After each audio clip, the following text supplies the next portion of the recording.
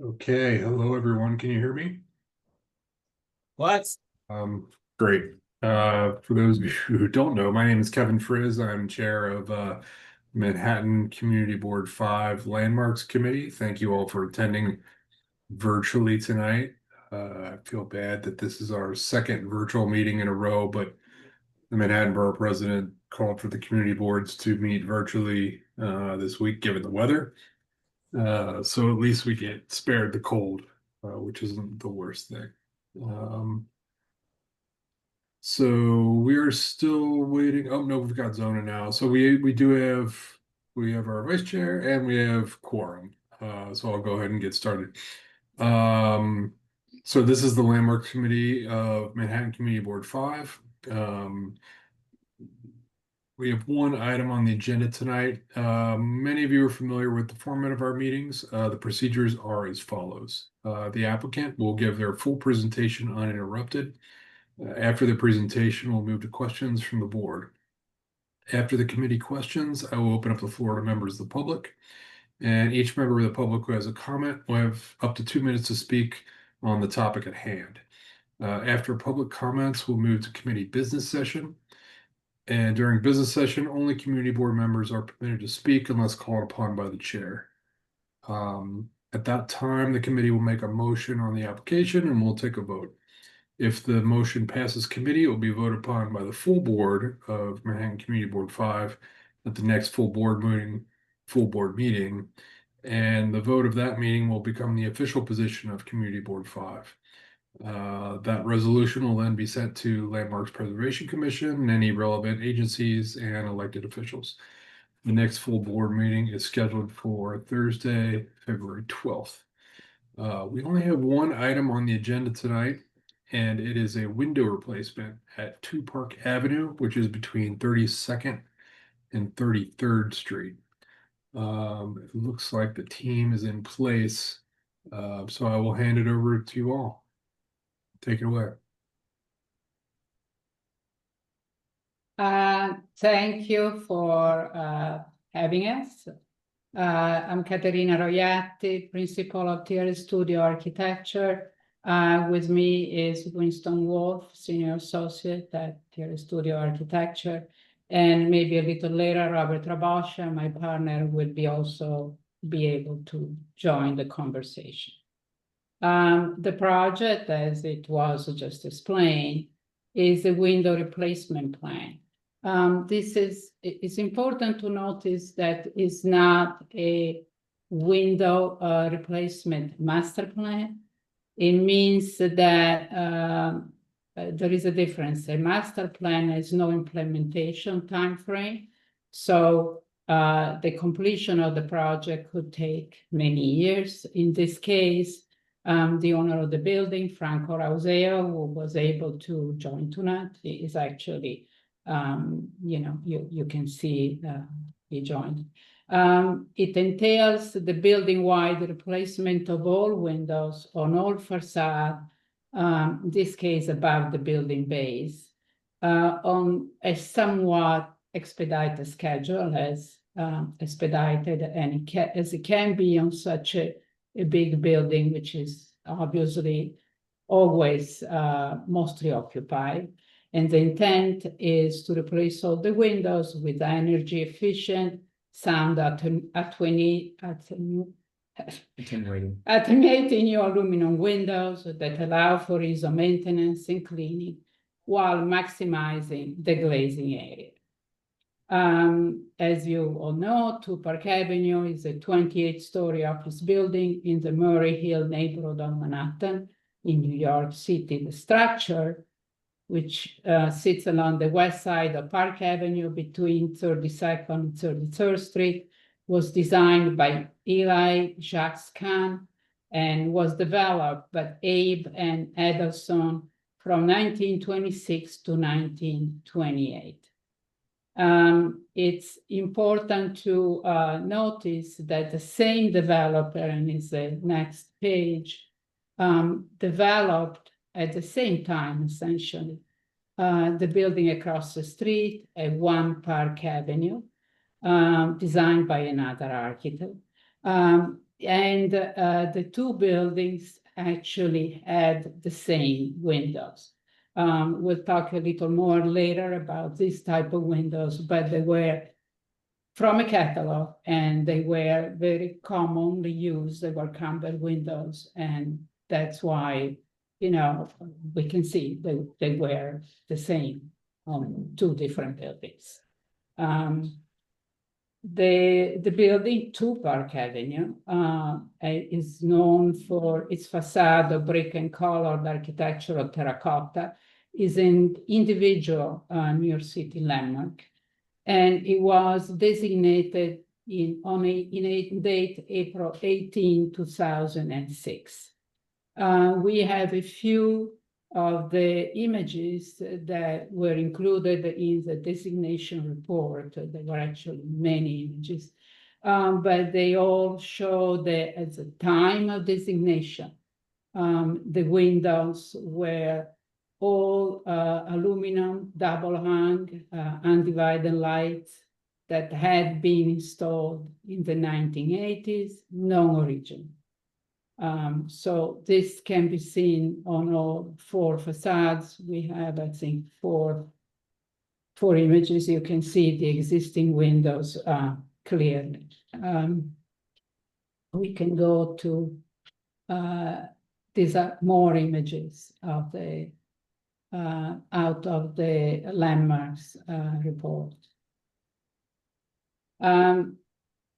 We have now a couple of images that are not part of the report, but we feel they are kind of important because they show that what is significant in the facade is the masonry, whether it's the decorated portion of the masonry or the masonry that simply has this kind of brick on brick decorations. What is important is the masonry, is not the pattern of the facades, is not, they certainly are in second plane. And we can see it even more in the next image, which is of the more decorated kind of upper portions of the buildings. What you see the most is certainly the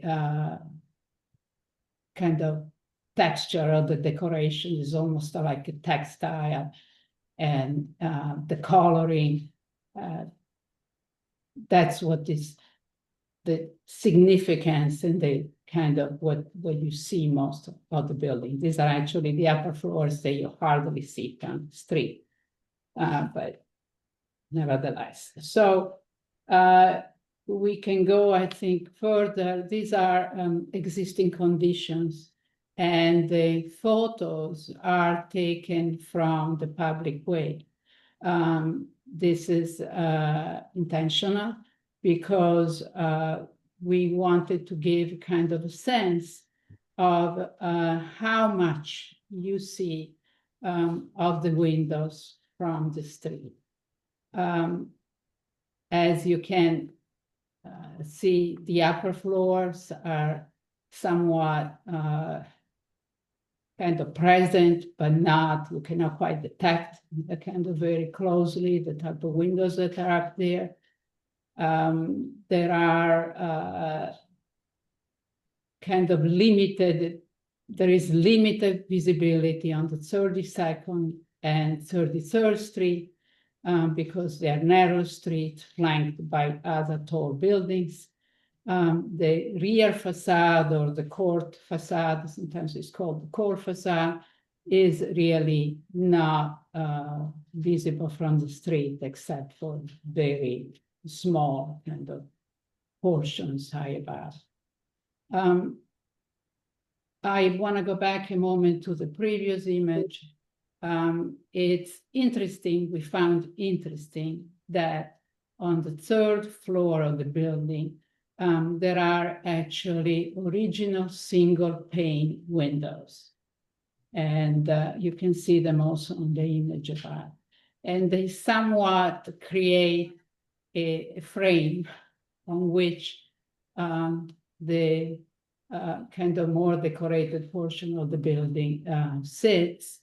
And we took somewhat cue from that to kind of propose a composition of type of windows that works in a similar way to frame the most precious part of the building. But we'll see that a little later. So these are images that were published in Architectural Record at the time when the building was built. The building was famous from the beginning, so they actually even published drawings. And it shows that the windows that were original, as we said before, were 3/3, just like they were on the building across the street, built by the same developer. That is clearly shown. We can go to the next image because I think that there are details. And these from the same magazine, they kind of show how the 3/3 windows were made by very thin steel frames. So they were somewhat smooth. These are not, they didn't have like a heavy texture. And that was typical of that particular type of steel windows that were used so widely at the time. Also, what we kind of took as a clue from these images is that the windows were installed somewhat close to the front line of the masonry. And we took kind of great care to document that position from the little bit of remnants of historic windows. And we took great care to kind of try to match it with the proposal. So we found that the line of the glass in relation to the masonry facade was something that we had to respect. These are the text photos that are always part of kind of any landmarks application. The first one is from 1940. You can see some of the original windows were still there. 1980, the building was covered by scaffolding because indeed they were replacing all the windows. These are the existing elevations. There are 2,700 windows on the 4 facades. And they are all essentially the same heights. There are only 3 widths, but they're not very different from each other. So these are just, drawings that document the existing conditions as they are. We have two sheets of existing conditions. You can see at the bottom the single pane windows that are still original. We kind of did the kind of due diligence of taking out one of the windows in the back, document where it was taken out, measure exactly the existing sill, what was left of it, also identify remnants of the tubes of the original windows that was installed. And as I said, what was important to us was to understand where the original window was located in relation to the masonry so that we could kind of duplicate the line of the glass. The original windows were never painted. I mean, only once, never repainted, I should say. So we were able to take a good chip of the original paint, and it was somewhat easy to duplicate because it was kind of a color commonly used at the time. The original seal is visible there. We kind of checked, you know, there are no major modifications that need to be done to the existing openings in order to install new windows. So it will be in some way not very kind of complicated new installation. These are the existing windows as they are there now. You may notice in some way that the sill, the bottom frame of the existing windows is somewhat very tall. When they installed them, they didn't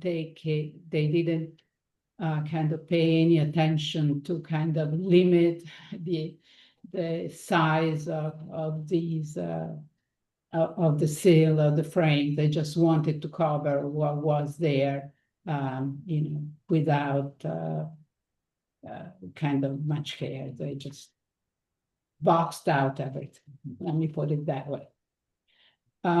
These are drawings that document again what we understood of the original windows, the location to the masonry, sizes, and so on. They are somewhat, you know, it's a reconstruction, but we think is an informed reconstruction.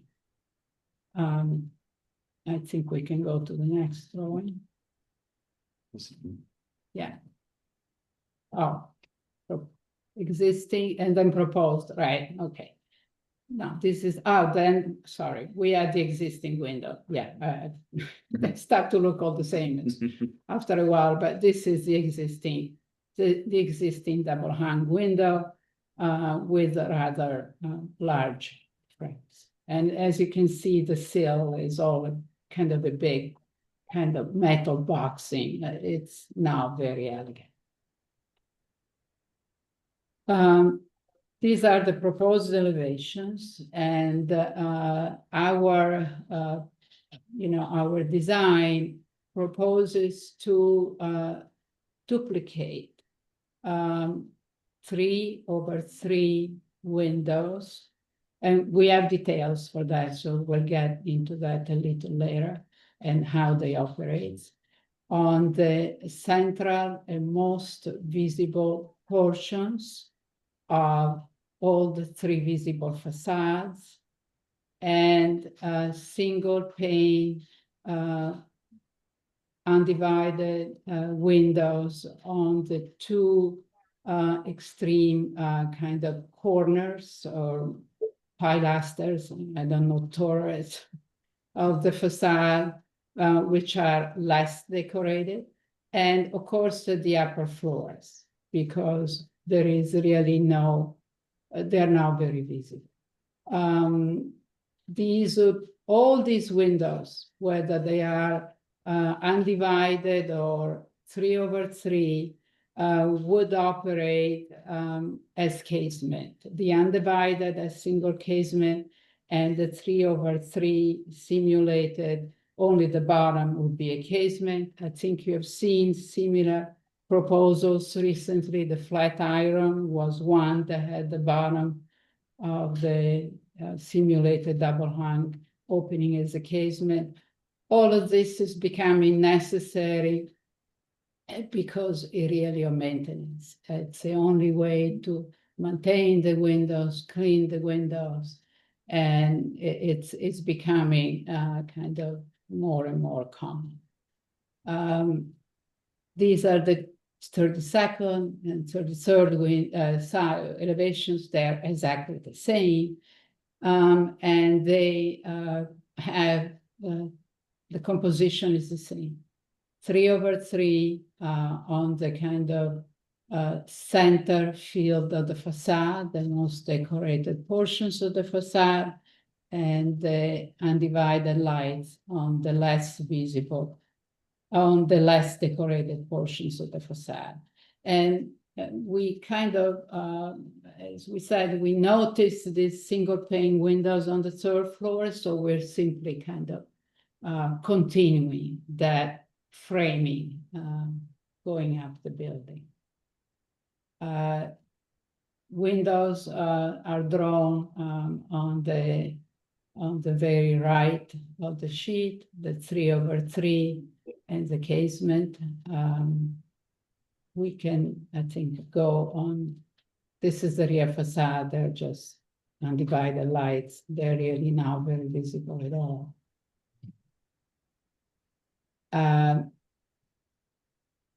These are existing conditions. Is a comparison. Existing conditions and the proposed 3/3.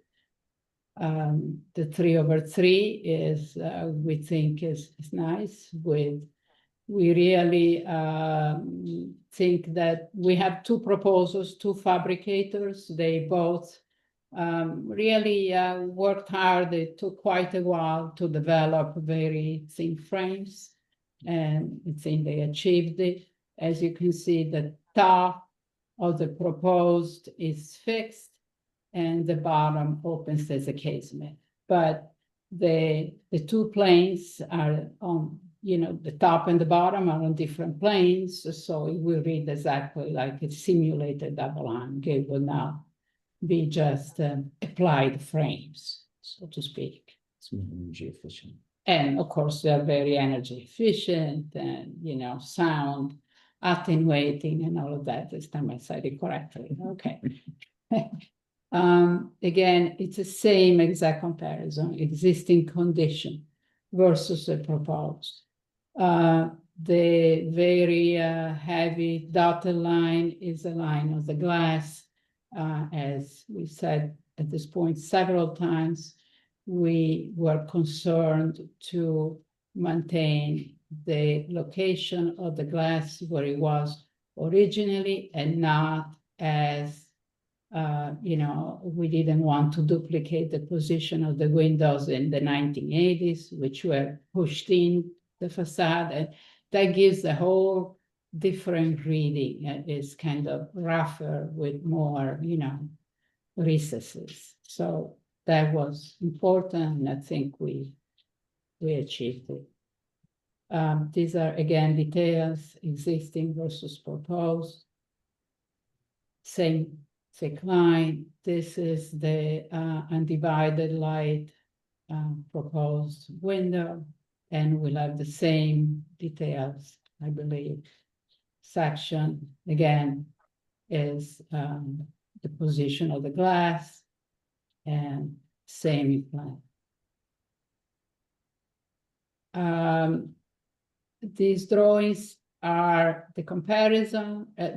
You kind of have seen them before, but we thought it was good to see it as a comparison, just like we did it for the window, existing versus proposed. And we think that adding that amount of texture of the 3/3 on the central portions of the facade, on the most visible portions of the facade is important and is very respectful of the original architecture. And then the rear, again, is really not visible, so it doesn't. We have some building precedents. This is the building that was built across the street by the same developer with the same windows. We talked about that already, so we can kind of go fast. These are actually this is the catalog, not exactly from the same years, it's a few years later, but is a catalog of the windows. They were widely used on all type of buildings. They, you know, the brochure says that, I don't know, they were used everywhere. So they were not special. They were not specifically designed for this particular building. These are building precedents, same years, different architects, different location, but they were important to show what original windows kind of look like, and we use them to talk to the fabricators and guide them in how to kind of develop their details. Same, some are originals and replacement. These are actually we have two precedents of window replacements or master plans. This one a master plan, the other a window replacement, that have been recently approved by the Landmark Commission. And the portions of the kind of explanation of why they were approved by the landmarks are highlighted in yellow. This building is particularly kind of significant, 944 Fifth Avenue, because it's landmark status. It is an individual landmark. And the commission has approved windows that are, I believe, 8 over 8 on the lower floors where you see them most, and allowed for single casement windows on the upper floors. This is important because they are on the same facade and is the front, is a kind of the main facade of the building. So it's somewhat similar to what we are proposing. It's a composition of 2 different types of windows that still respects the original architecture. And this is 31 Union Square West, and it's the same building. This is a drawing actually of the application that shows exactly the locations of the windows. As you can see, going back, kind of the most visible portion of the building, which is the lower floors, has the more textured windows, and then they become single pane. And this building is another building where the window replacement has been approved by the Landmark Commission. And here, although they were 6 over 6 originally, the commission kind of recognized the fact that what makes the building significant are the details of the architecture and not the windows. So they approved windows that were double-hung, undivided. And we have details from 2 companies. They are very similar, so I cannot tell you at this time which one may be the one that actually does the work. But one is by Skyline Window, one by Imperium. They're very, very similar. But we work hard with them to achieve thin frame and maximize the amount of glazing, which is, the calculations are reported below. This is just the original Campbell window that the fabricator put in there. You had seen it before. These are actual details of the windows themselves, what they propose. Same.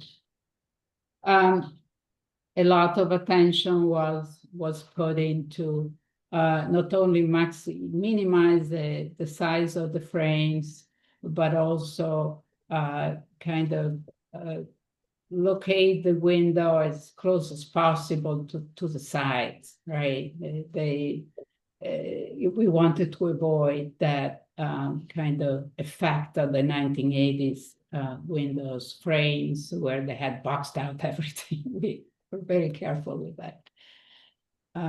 details. And these are, again, the same two types of windows by a different fabricator, and they're very similar.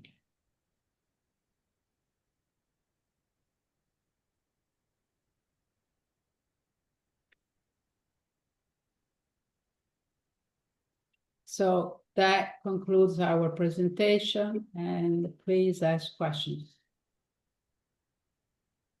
Terrific. Thank you very much. That was very thorough. We'll now go to questions from the committee. If I don't see, just like last time, if I don't see your hand raised immediately, please just dump your question in the chat and I'll highlight it.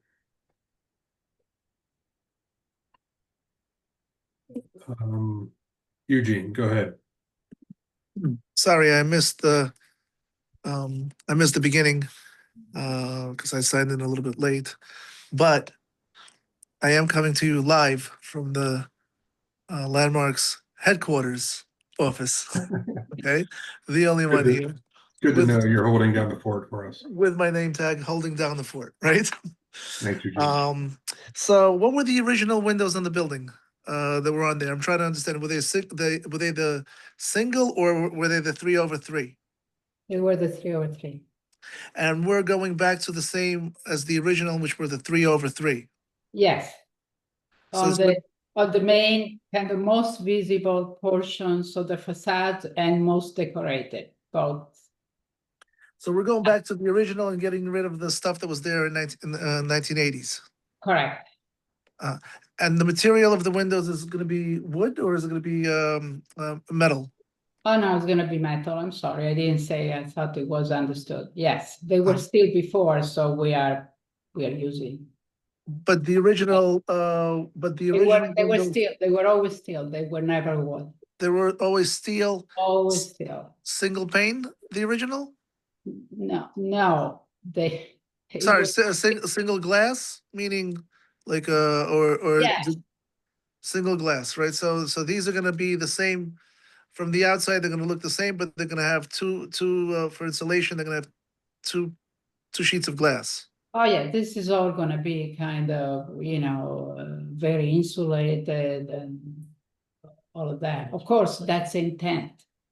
But it will mimic the original look of the original, the way the building was. Well, we have a composition where we have, it's kind of a hybrid proposal, where we have the 3/3 on the most decorated and visible portion of the lower facades.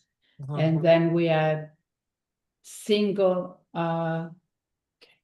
casement windows on the upper portion of the building and on the portions of the buildings that are on the lower, on the base, where the masonry is less decorated.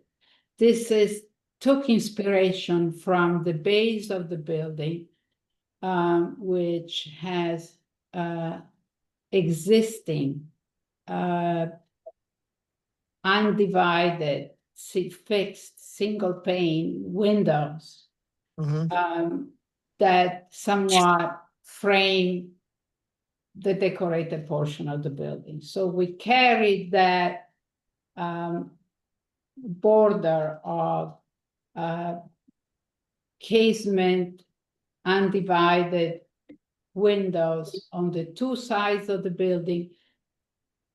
The two kind of, you see two windows on the right, two windows on the left. Those are smoother portions of the facade, and concentrated the 3/3 replicated windows, simulated double hung in the center portion of the facade, where the most architectural details of the building are, the most significant architectural details of the building are located. Gotcha. And my final question is, what is the life expectancy of these windows? So what's the life of these windows? Well, the windows have not been exactly kind of bought yet, so there is not I- a I- warranty, but I think I it's, might answer that. Hi, I'm Mark yes. Osha. Thank you for meeting with us today. A skyline window, we've installed Yes. over 25 years ago in projects, and they're still in very good shape. So these aluminum windows are highly technical, they're very energy efficient, they're very well built. So they do have longevity. I think they might outlast us and Okay, you know, remain in good shape. So, but I do not have any data on exact longevity of these windows. But, part of the intent of having kind of these windows working as casements is actually for maintenance and ease of cleaning. Okay, Great. It's all part of it. And just another note on the position of the casement windows. It really is a composition that stresses the decorative elements of the building, placing the 3/3 simulated historic windows in the most important views of the building and the most expansive views of the building, because from the sight lines across Park Avenue, looking up at the building, you hardly see the Hardly upper see it. tower. It's not very visible. So it's really a case of what is the most expansive area.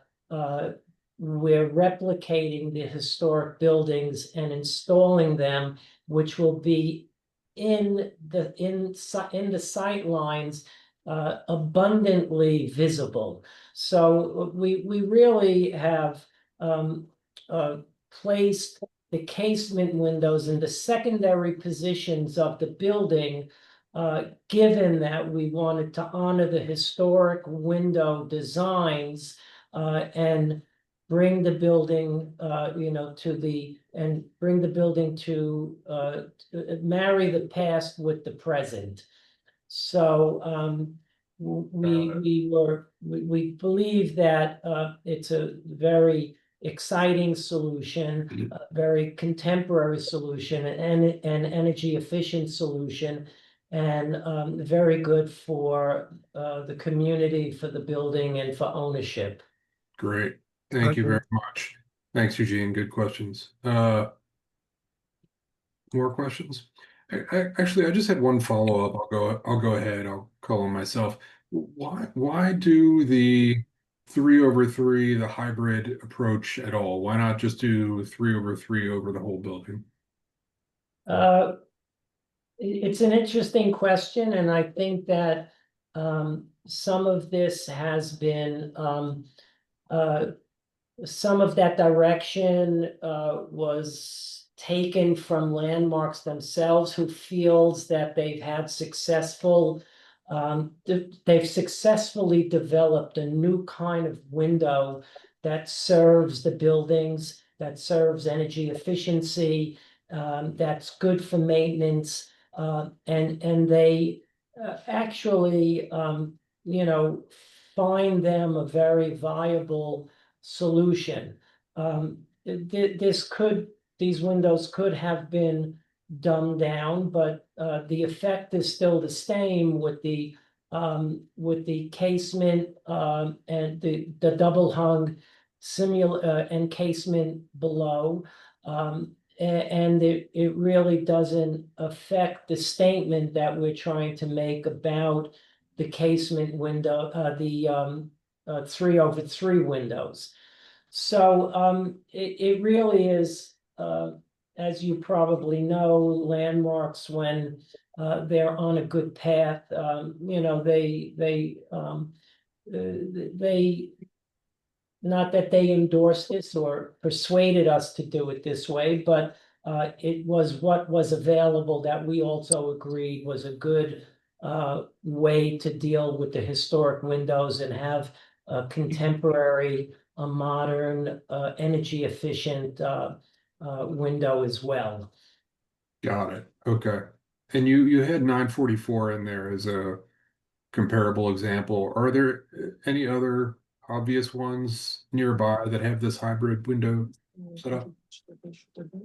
In terms of, yes, 175 Fifth Avenue, 55 Bethune, 301 Park Avenue, 95 Madison Avenue, 75th Avenue, and these are only those I know. Got it. Great. Thank you. More questions? Zona, go ahead. Could you comment on the approximate cost difference between doing the 3/3 throughout versus this hybrid?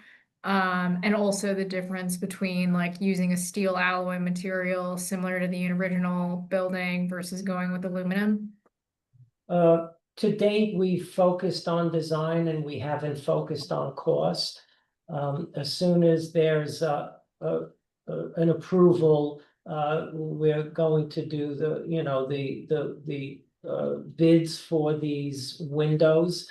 I don't think that the delta between the casement and the 3/3, because there is a casement feature within Yeah, the 3/3, is going to be much different.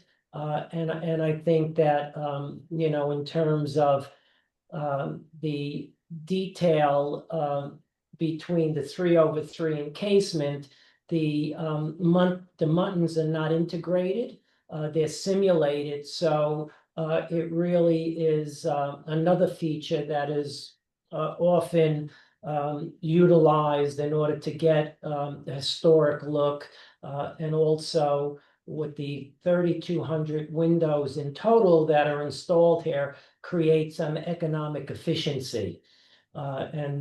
So I don't think that there's been any cost and any cost considerations for one or the other. The owner is just looking to do the best job possible for the building because he happens to love you know, the historic nature of the building, and has done a lot of work on the outside, done a lot of work on the inside, and is maintaining the outside as well.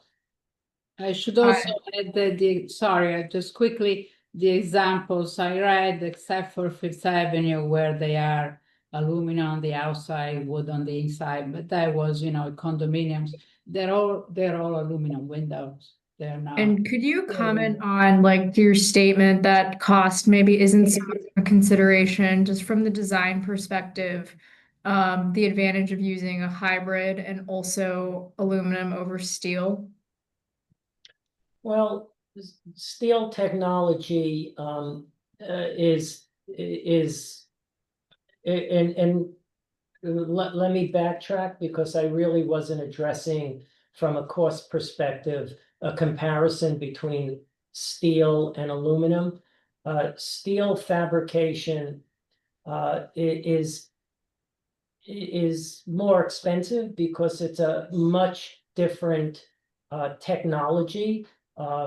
It's so steel would be more expensive, but we did not recommend steel because it's really not you know, what you would do on this scale for this type of window. In the day when this window was designed and installed in this building, steel was the new technology. There wasn't any other metal used for windows.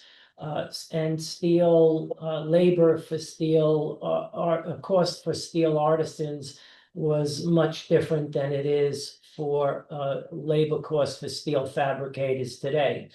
So steel is more expensive. That's just a given in today's you know, today's economy. And there was never even a conversation with Landmarks, you know, to have all steel windows, because the scale is so huge at the amount of windows on this building that the maintenance is a consideration. And, you know, it matters that the buildings always kind of Playing into the concept of longevity. Steel is more maintenance laden. That's helpful, thank you. And more questions from the committee? Michael?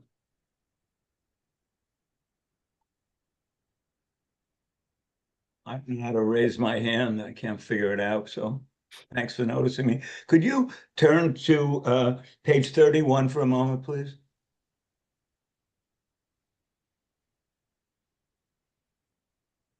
So a couple of questions with regard to the existing and the proposed. This is from the look from Park Avenue, I think, I take it? This is Am I 30 correct? seconds. No, 30 Oh, seconds. can you go to the one on Park Avenue?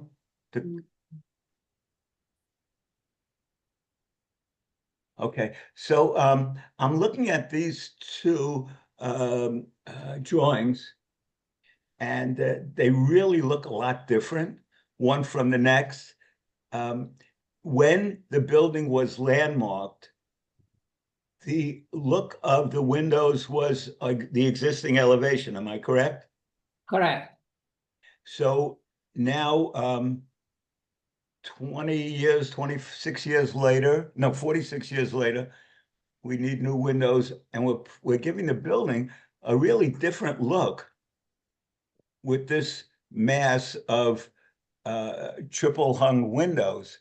And I'm just thinking that if the building was landmarked when it looked like it did on the left, and we're taking an individual landmark building and we're making it different, quite a bit different, and it's a gorgeous building. Eli Jack Cohn is one of my favorite architects. He did many buildings in the Garment District and in Midtown, and it just seems to me that what you're asking us to approve here is changing a major part of the look of this building, this gorgeous building with all of those designs and colors on it.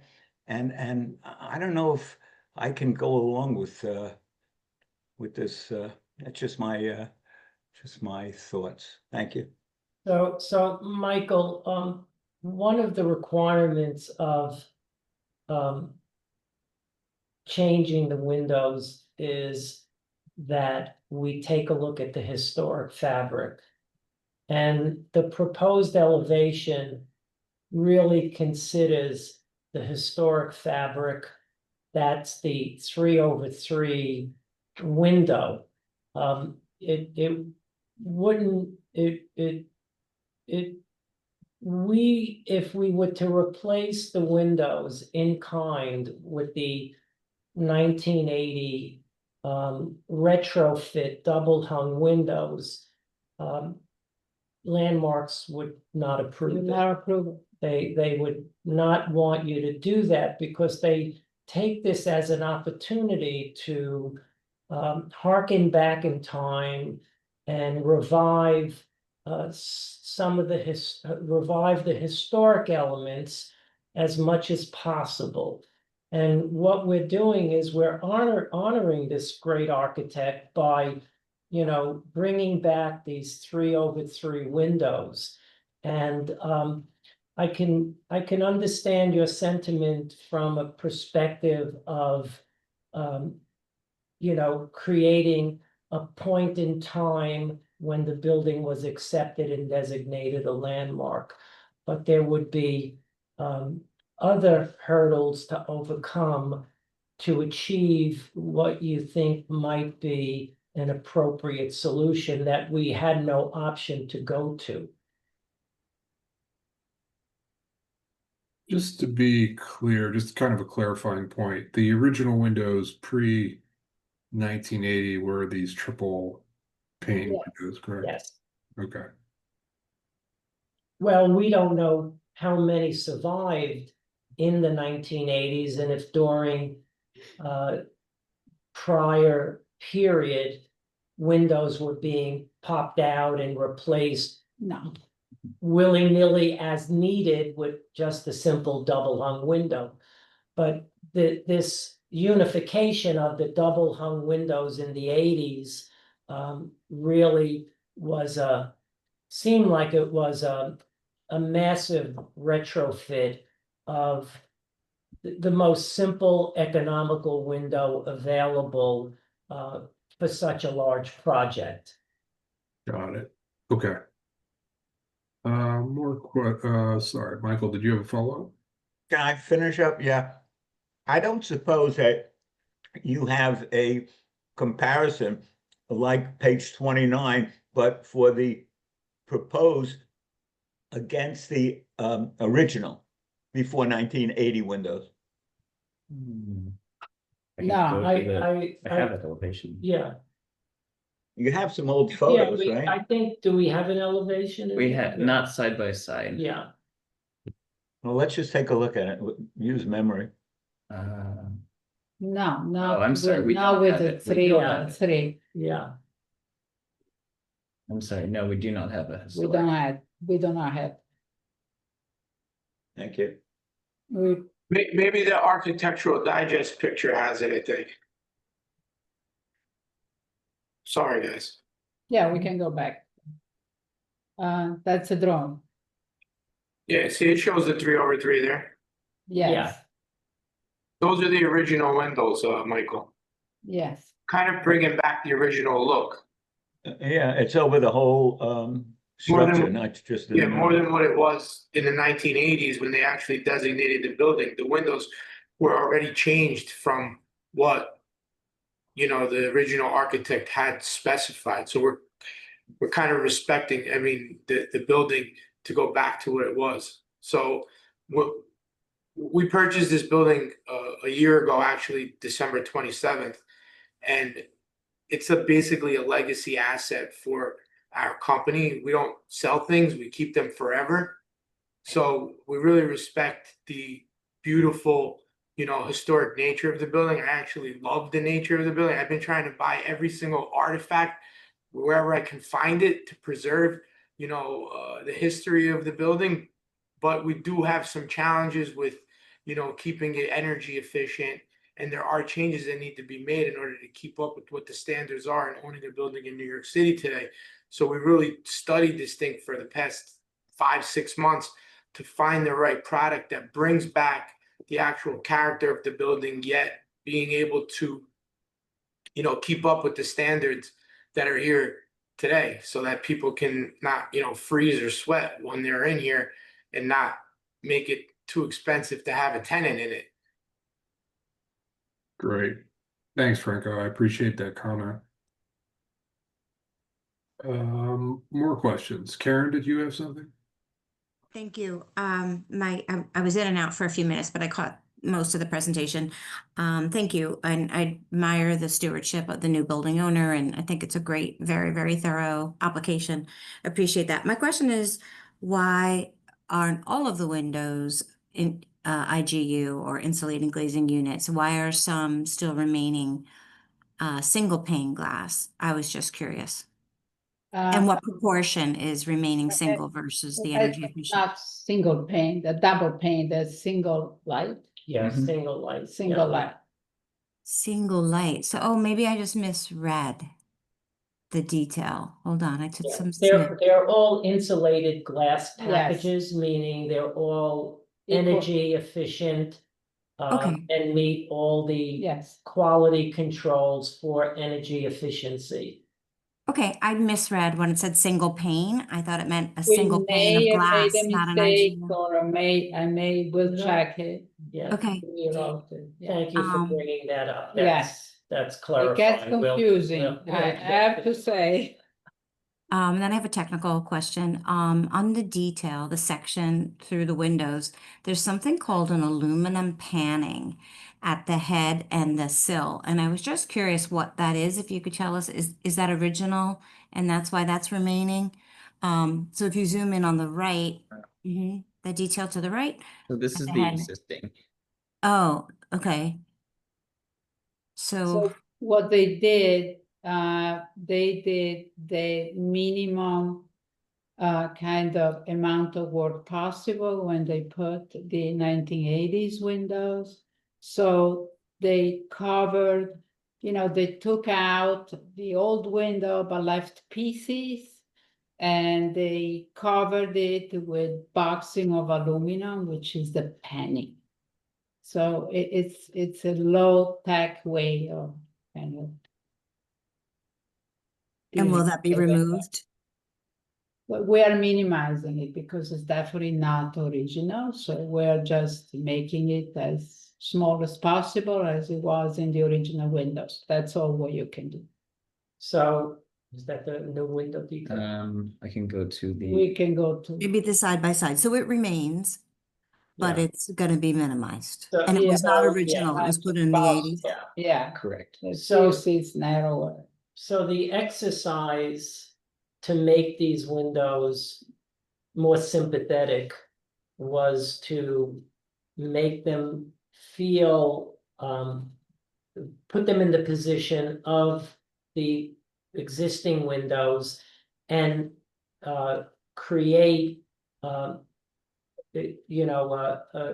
unify the existing material that will remain and with the new material rather than exaggerate it. So we minimized the new material so that it was more integrated and felt like it wasn't a retrofit window inside over an existing window.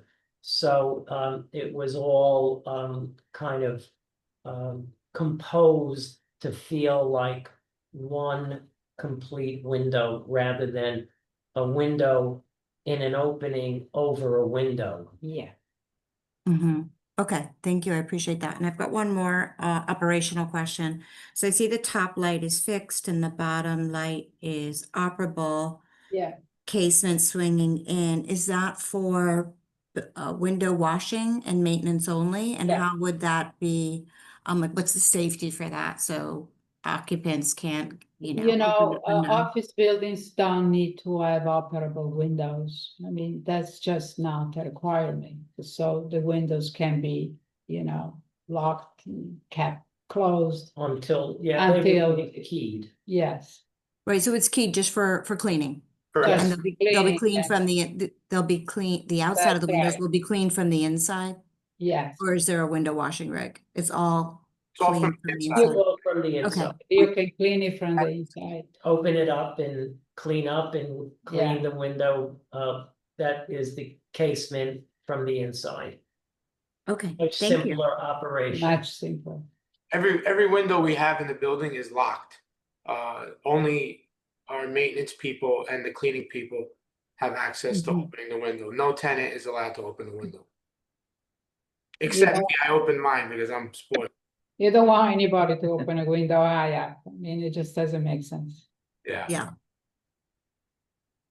Yeah, then you could see window guards and nobody wants to see that. So thank Yeah, you. no, You've no, answered all my no. questions. It's strictly so we don't have to hang people from the building to wash it because, there's no crane, there's no way to get people to hang from the building. I think that looks much worse. We have a twice a year cleaning schedule right now that was here prior to us owning the building. But I think with the buildings, especially the windows that are going to be casement windows, are much easier to clean than the double hungs because these have to open up and down and those will only open one way. I was planning on making actual cleaning like 4 times a year instead of twice a year because it would be less work even to clean them. Terrific. Understood, thank you. That's great. Thanks, Karen. Great questions. More questions from the committee? Last call for questions. Can I ask one more question, please? Sure. Go ahead, Michael. Thank you. I'm just curious, the mirror building across the number 1 Park Avenue, what kind of windows does that have compared to what you're planning to put in the across the street building? I think they have just double hung now. Yeah, Yeah, we don't know if they were replaced Yeah. like to Park in the 80s. so actually here it is. Yeah. Yeah, it's just double hung. It happens to be in the background of the Right. photo. They probably are replacement. I'm sure they are replacement. Yeah. But we don't know what Have year. They have single pane on the lower floors. But So right, so Yeah, right now, I've been inside that building many times and it looks like those windows are newer. They must have been changed either after that building. I don't think that building is landmarked, is it? no, it's not an individual landmark, so it's It's not really a whole different kind of. Yeah, those windows look like newer, cheaper, type of Yeah, window. no, you can tell, they're definitely. but they're similar to the windows that you currently have at number 2. Similar to the look, yes. Thank you. Great. Okay, seeing no other questions from the committee, I'll open it up to members from the public. If there's anyone online, please raise your hand at this time. I do not see anyone. Zona, do you see anyone? I do not. No, okay. Okay, so we'll now move into business session of the committee. And just a reminder, the business session is for members of the committee to speak only unless you've been recognized by the chair. So committee first thoughts, Karen. Yeah, I thought it was very thoughtful. I thought the historical context helped. Examples in the neighborhood, outside of the neighborhood, I thought that all helped. I actually think, yeah, harkening it back, but using the hybrid allows, I agree with them, allows some of the exterior adornments to speak and not be cluttered. If it went 3x3 all the way. So I thought it was pretty sensible all around. Great. More thoughts? Comments? Eugene?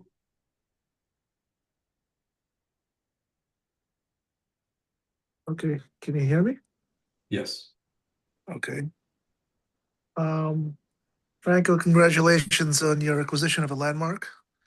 And I really can't emphasize the thank you more than someone that takes a building like this with how many windows this is, the amount of the expense that's involved in this, and has the desire to bring it back to the original characteristic and the original historic significance of a building like that. And the presentation was very good, and I applaud the efforts of everyone that was involved in this to get it to this point. And when it comes to the vote, I plan to vote in favor of approving this plan. Thank you. Great. Thanks, Eugene. That's a great comment. Anyone else? Zona. Yeah, I want to echo what others have said. I think this was like a really thoughtful, well-researched and informative presentation. The only piece that I'm not so sure about is like the decision to use the hybrid between 3/3 and throughout versus just a subset. From my perspective, I feel like I would like to see 3/3 throughout the building. Anyone else feel similarly, or? I had that same question and I asked that question. They addressed it. And there are precedents at 944 and the other buildings they mentioned. But it does seem interesting that this hybrid is the preference. Am I allowed to speak? Sure, if you can add something to that, go for it. So, in a lot of the building where we are using the single pane, there's obstructions. There's other buildings that are close, and you kind of feel a little like cluttered, like you don't have a view. And I feel like having something that disrupts the site makes it feel even less of a view. So that's part of the reason why we didn't want to do all of the windows 3/3, because that does kind of ruin any view that you do get. And there are some areas of the building where you're staring at a wall basically of another building.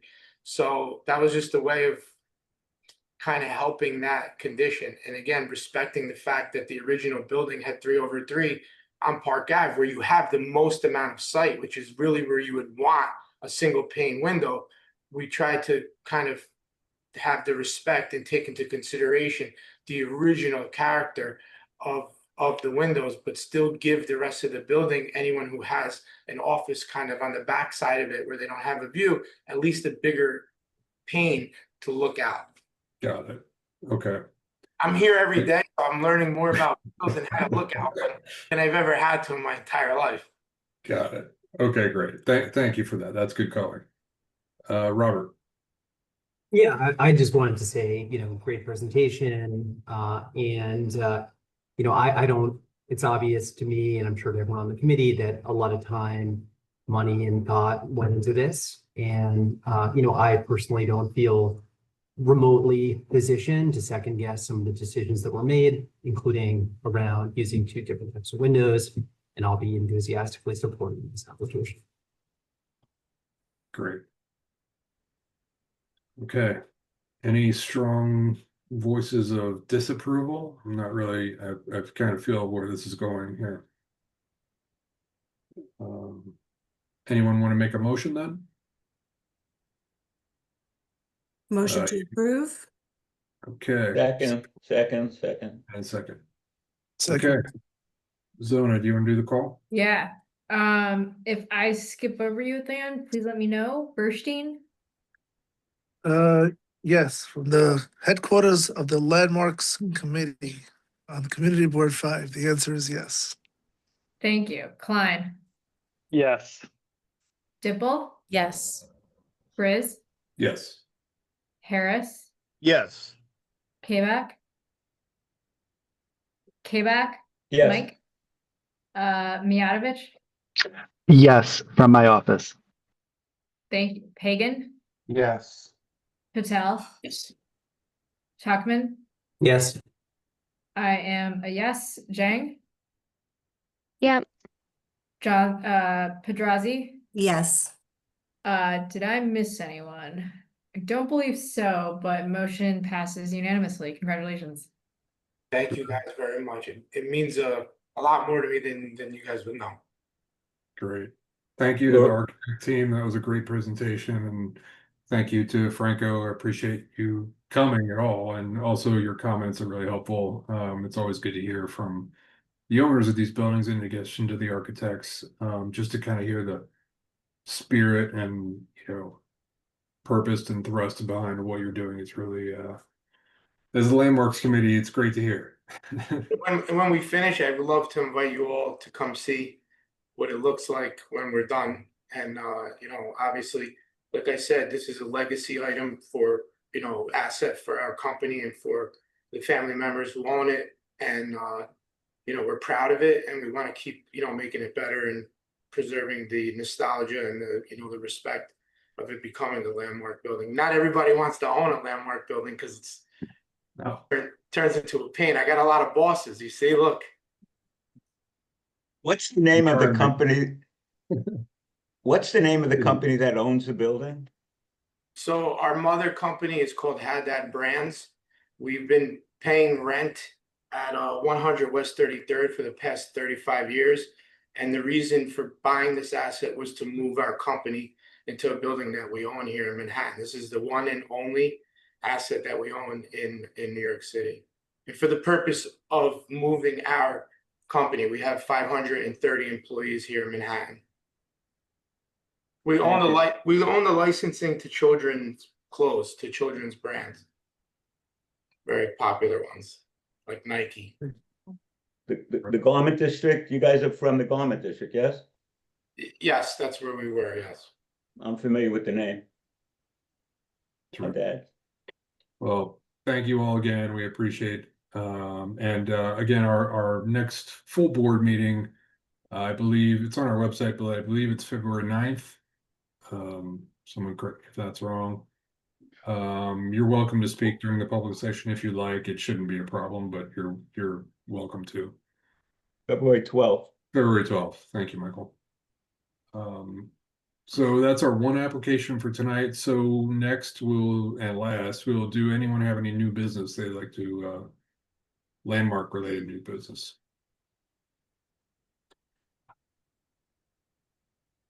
Okay, seeing none, our meeting is adjourned. Thank you, everyone, and stay warm out there. Thank you. Have a great night, guys. Thank you. You too. Thank you. Thank you.